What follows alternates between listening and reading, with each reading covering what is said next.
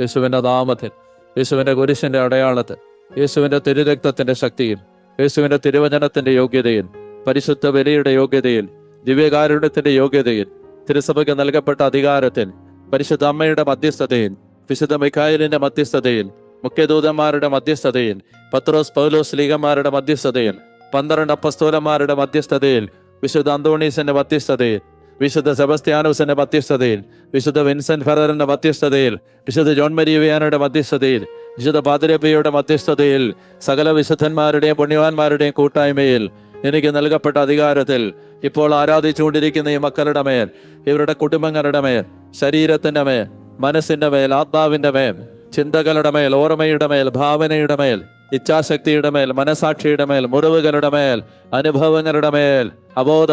ഉപബോധ മനസ്സുകളുടെ മേൽ കർത്താവായ യേശുവേ,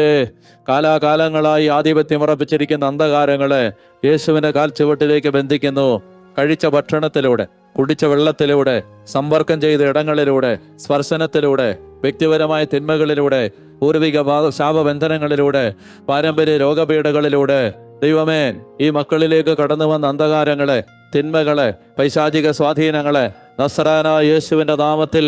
ശാസിക്കുന്നു, ബന്ധിക്കുന്നു. യേശുവിന്റെ കാൽച്ചുവട്ടിലേക്ക് ബന്ധിച്ച് ബഹിഷ്കരിക്കുന്നു.